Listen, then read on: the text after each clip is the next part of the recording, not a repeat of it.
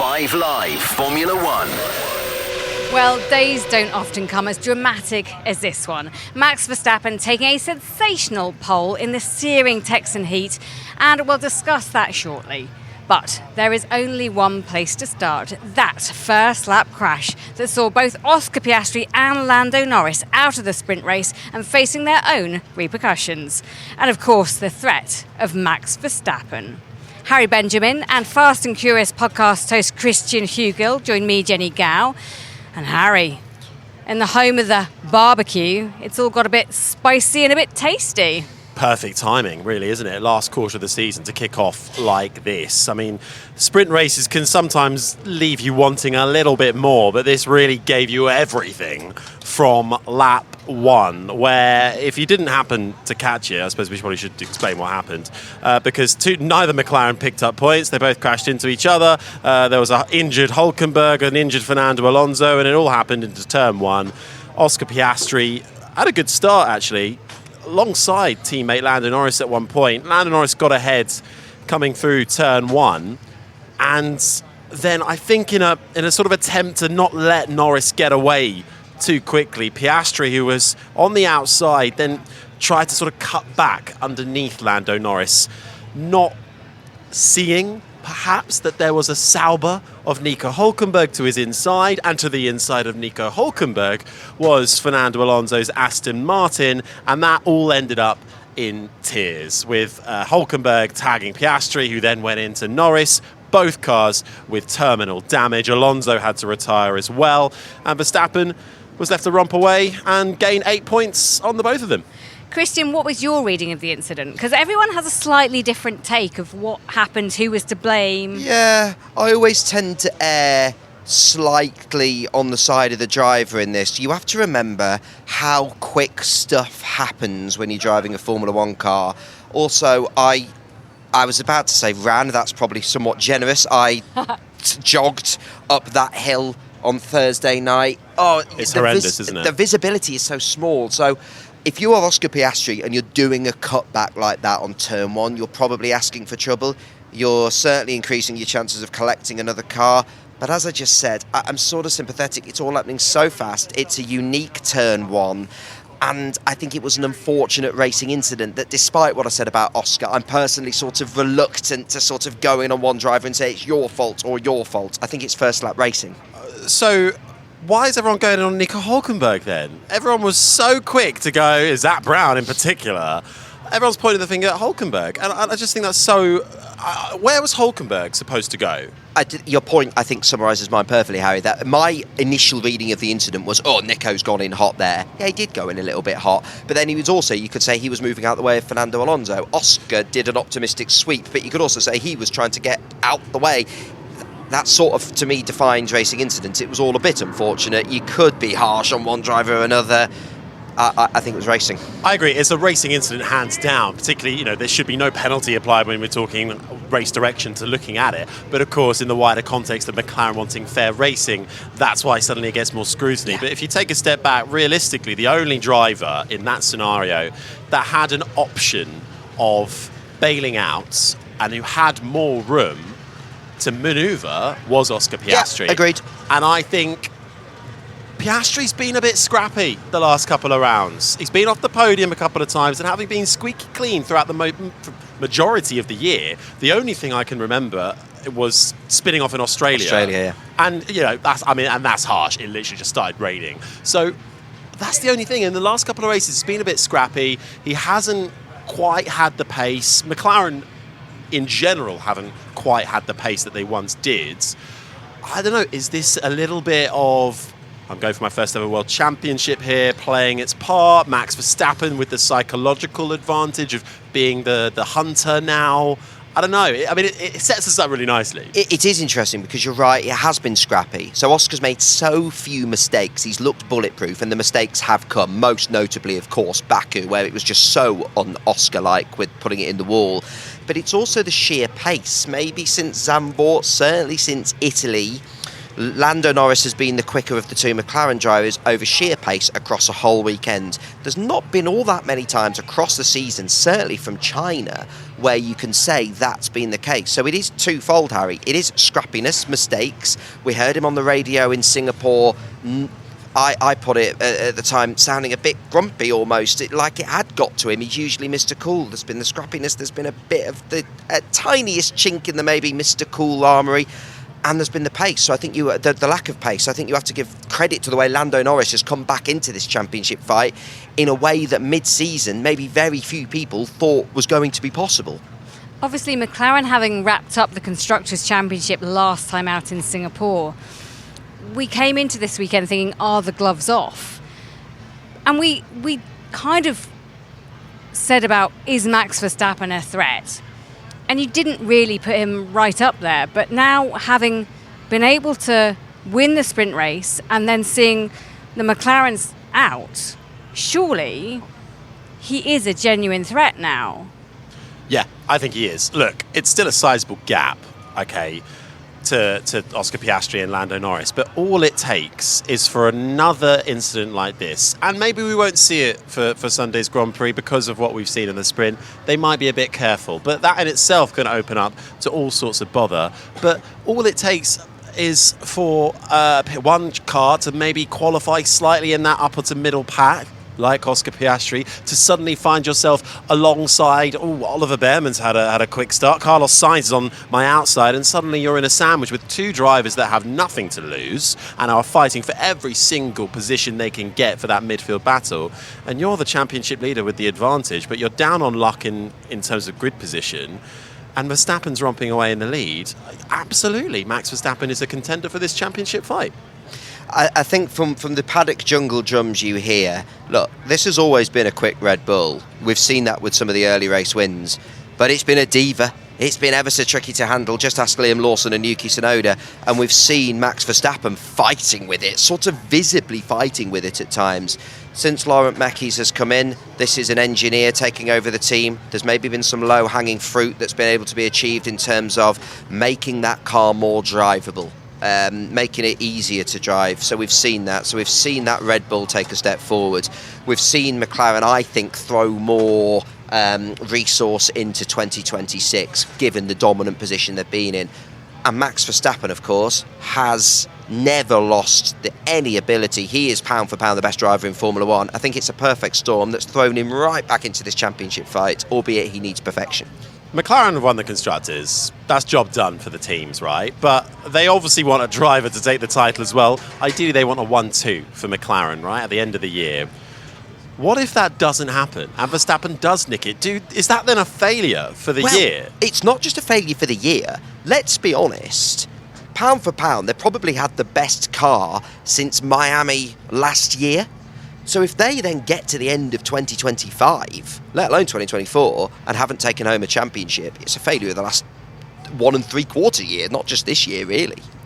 And I think it'll psychologically damage both drivers. And we talk about the psychological ability of someone like Max Verstappen, but you have to think about the impact that could have on both Piastri and Norris. We know Norris has battled with his own demons. Piastri seems more resilient, stronger mentally.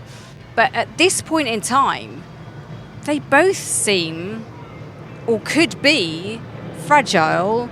And if Max did storm through and take this championship, could they ever recover from that? Because you'd always have that in your mind of, wow, how did that happen? How Possibly. is that gone? I think Lando seems pretty chill at the moment, though, to be fair. I think since mid-season, I don't think you see him beating himself up in the way he used to. I don't think you see him really going at himself. You looked at even after the sprint race where he was in the pen to the right of us here in the paddock going, I was taken out, what can you do? I was really impressed with him after Canada, where he'd made that mistake and sort of went, yeah, look, I can't be too hard on myself, it's a mistake. I'm not sure Lando is struggling mentally with his mentality. I think he's really improved there. I think he's come back into this championship really impressively. I'm impressed with Lando Norris. And talking of Norris, I think we have to address the repercussions. Do you think the slate is now wiped clean? Do you think there's something still hanging over Norris going forward? It's really hard to tell. I mean, I don't think it's wiped clean. I mean, McLaren haven't really said much about what these repercussions for Lando Norris are. a lot of speculation is to do with qualifying and the order they go out in, and perhaps Oscar Piastri, as a result of what happened in Singapore, where it was agreed that Lando Norris was the driver deemed at fault for their collision or their small bit of contact, that maybe perhaps Oscar Piastri gets the call about when to go out of the garage, to go out first for qualifying, etc., and get priority over that call. We don't know that specifically, but that is what is widely believed. And it comes back to what we were saying at the start, doesn't it? Where the fact that they've come out and said that it's not the sprint collision wasn't a fault of Piastri. Even Lando Norris said it in the pen afterwards. So on that basis, you have to say that it's not yet a clean slate, and it's still on Lando until the end of this weekend. They've got themselves into a right old mess with this, and frankly, I'm getting a bit bored of it. And I should tell you for why.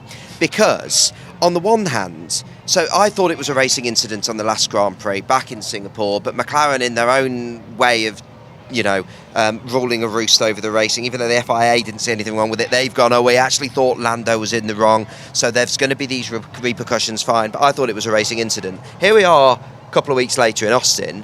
There's the start of the race. I thought it was a racing incident, but as we said right at the start of the podcast, well, if you're going to blame anyone, you might be blaming Piastri. So as you said, Harry, the rumours are that with this repercussion about the garages and who goes out first in qualifying, the rumours are that will be the case until the end of the season. Well, what happens now, McLaren? Because actually, this was a racing incident, probably just about leaning in favour of it being Oscar's fault. Lando got taken out. And then what you have is this enormously boring thing where you put out an opinion into the world about a Formula One race at the moment, and you go, I think that was a racing incident. And somebody goes, yeah, but what about Monza? Yeah, but what about Singapore? Motor racing doesn't work like that, guys. Not every incident is, that was an incident like this, that was an incident like this, therefore that's a strike on Norris's copybook, that's a strike on Oscar Piastri's copybook. So it seems like Formula One fans are policing it that way because McLaren are trying to police it that way, and we seem to have lost the ability to just enjoy one race without going, oh yeah, but what happened at Monza or what happened at Donington Park in 1993? It's just like, oh, good lord. That was a great race. Well, thank you. But yeah, let's just judge each incident on where it happened. I just think it's impossible for McLaren to police fairly now they've decided to do this slightly weird system. Do you see what I'm getting at? Yeah, they're trying to go for the Nobel Peace Prize between their two drivers, aren't they? And kind of making a little bit of a hash of it at the same time.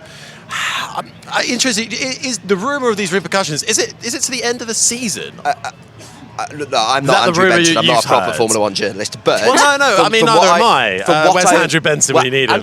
From what I understand, yes. But that seems harsh. Of course it does. Well, should we debate a rumour that's by the by? I think don't debate the rumour because it's a rumour, but debate the fact that... Should there be repercussions in the first place? Well, no, I mean, it feels like we've debated that a lot. But well, if it is to the end of the season, seems harsh.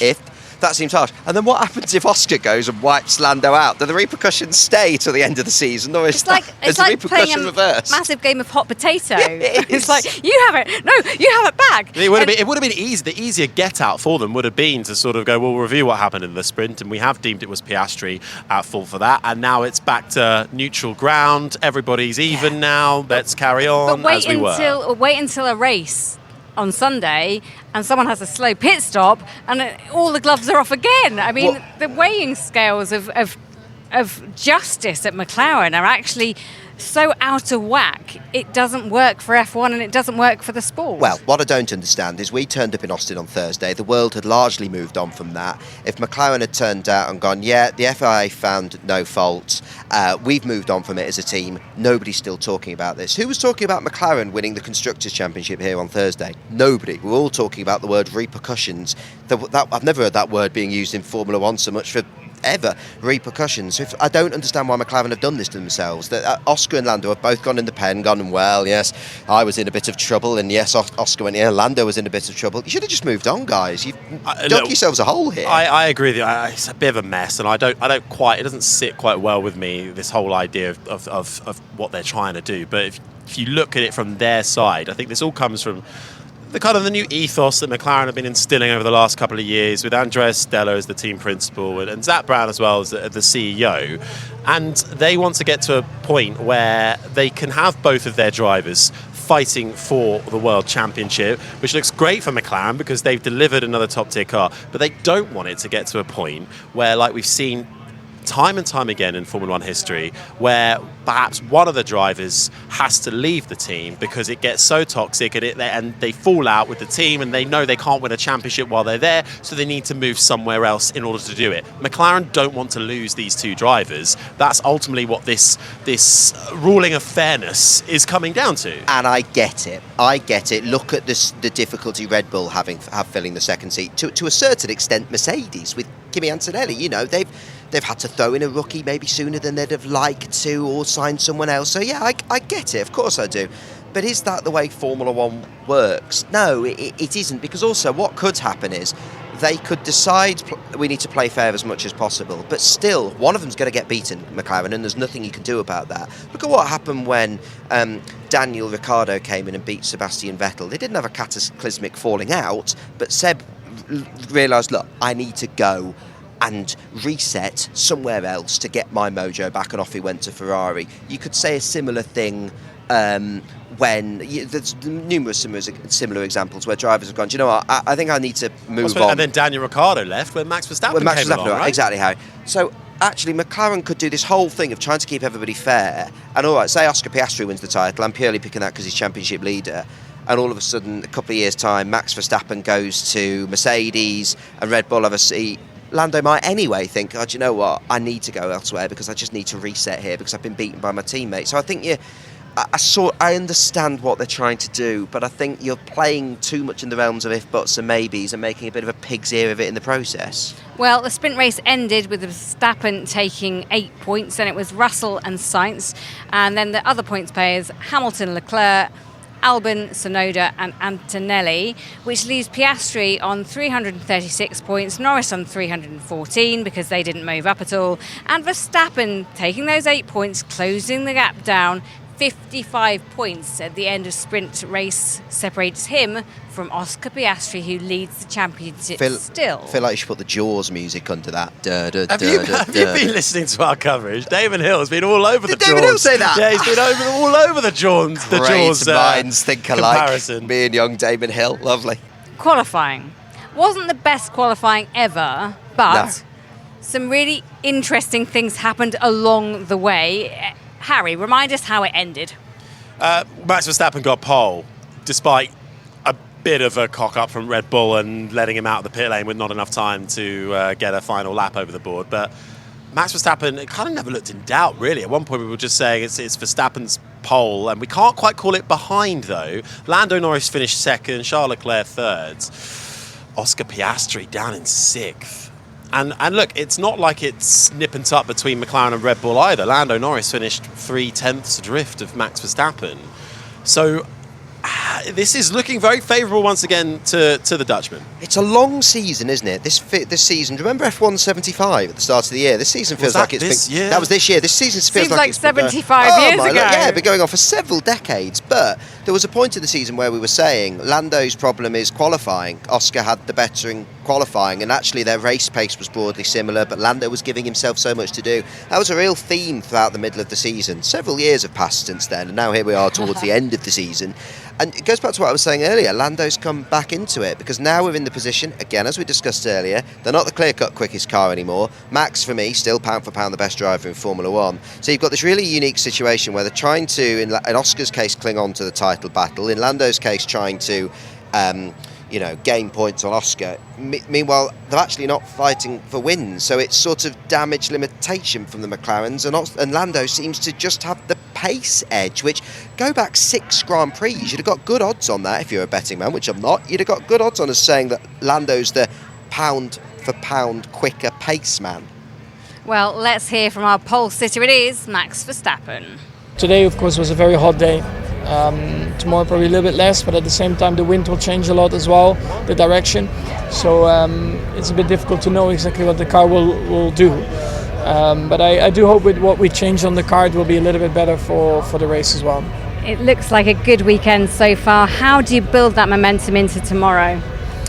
I think it's just important to have a good balance in the car tomorrow, which I felt like I didn't really have in the sprint, and then you're just a bit hard on your tires. So yeah, hopefully we will find that tomorrow in the race with the things that I said before, with the wind changing as well.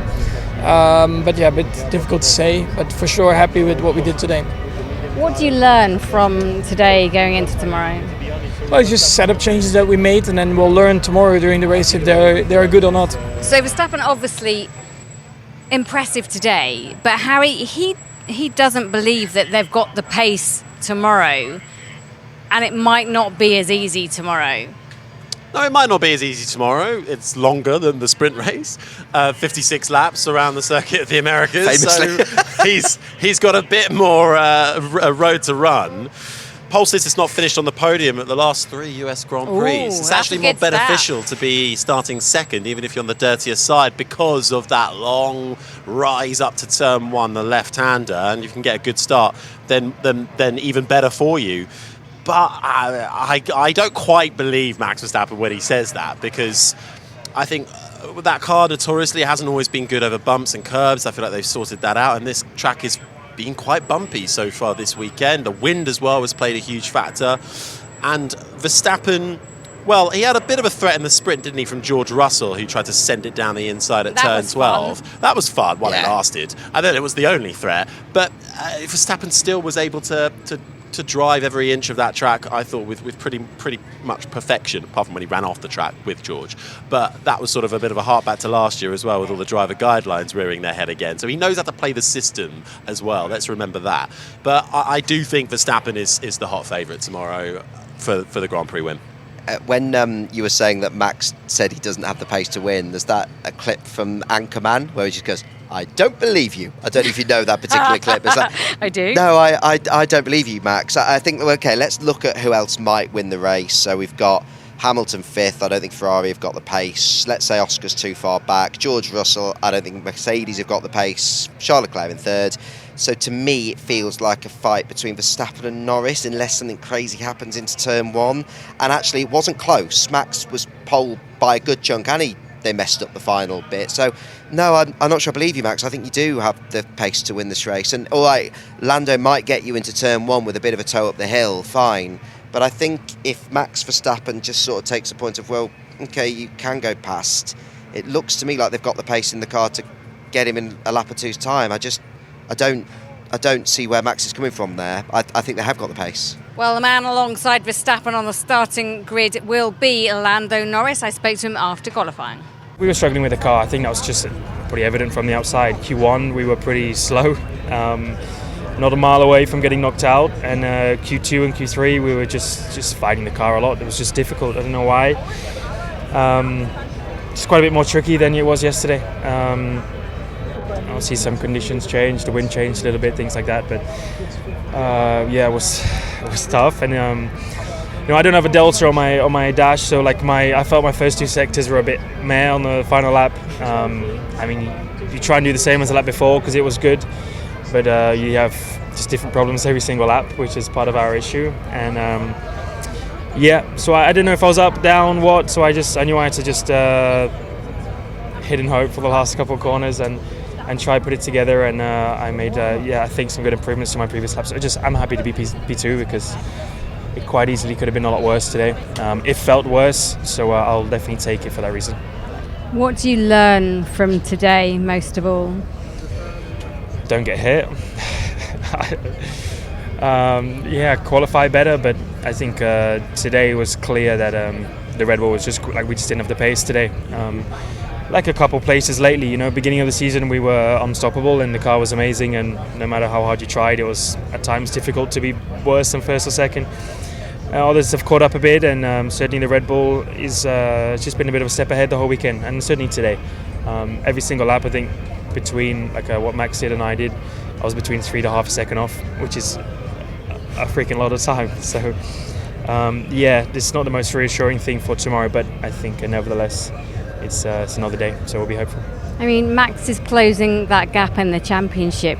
You know each other so well. Do you think of him as a ominous threat? I mean, Of course. If what happens earlier today keeps happening, it's quite easy for him to catch up. And I think there's 260 points up for grabs. Hey,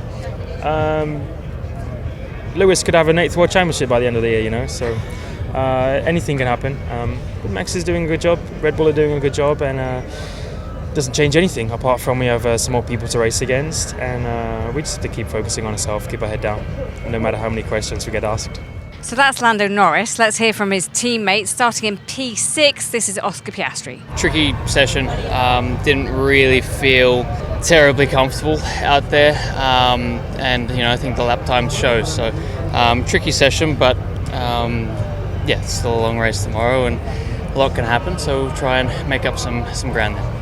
Do you think the rebuild that you had to go through after this morning's race has affected your understanding and the way that the car is performing? I don't think so. Driving the car in race conditions is very, very different to qualifying. So I'm not sure there would have been a whole lot that we missed out for this afternoon, let's say, by not doing any laps in the sprint. So I don't think it was that. And obviously Max is on pole, Lando right next to him.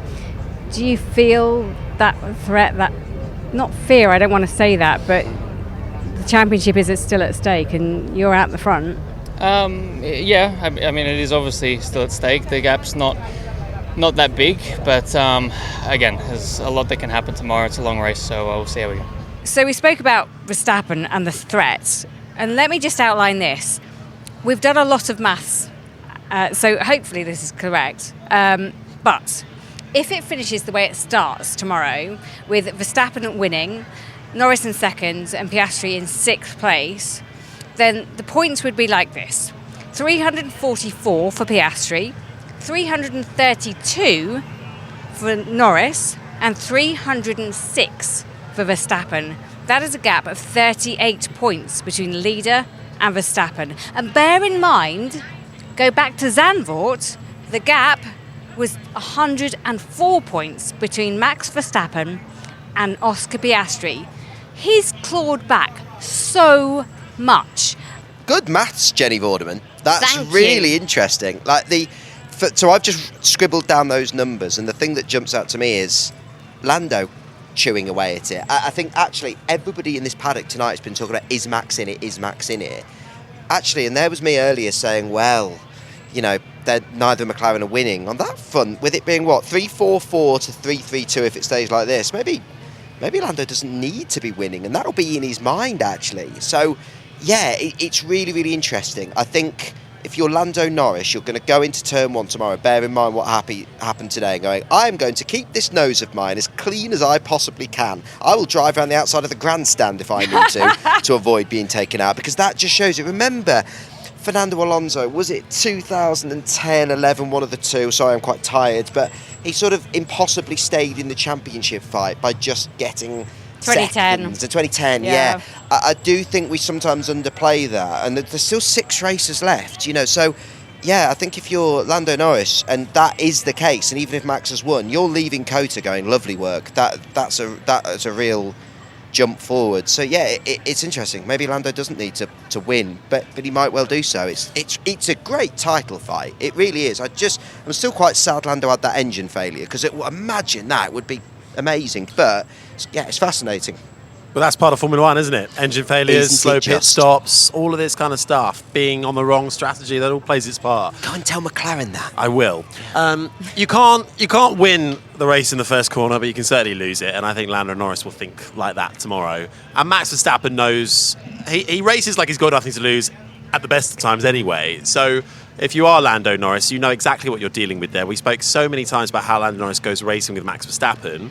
So I do think that whilst we go into turn one, it might be a little bit cautious from Norris onto Verstappen. It will be really interesting to see how that plays out throughout the course of the race, down that stretch from turns 11 to 12 with the aid of DRS.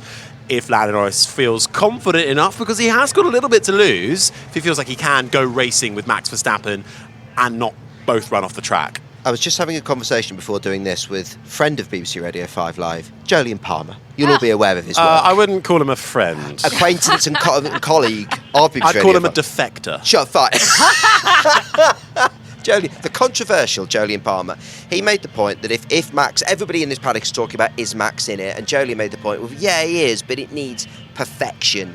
Palmer said, look, a tiny failure of anything being tapped round and that sort of takes him out. So I think we need to remember Lando Norris is also climbing here. Everybody seems to be talking about, is Max in the title fight? Is Max in the title fight?